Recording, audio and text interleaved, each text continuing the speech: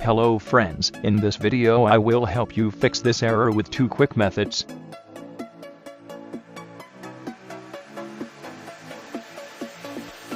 First we will go to Edit, Preferences, into Performance.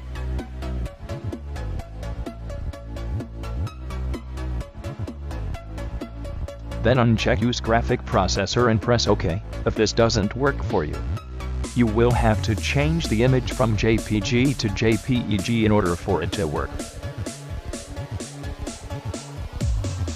I will leave the website link in the description. It's simple and easy to use. Drag the image into the website. Then press Convert. It takes a couple of seconds.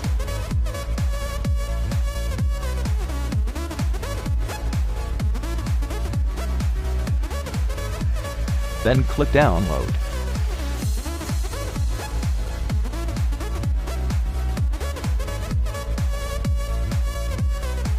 Let's see if this works. As you can see, it worked. Hope this video helps. Thank you for watching.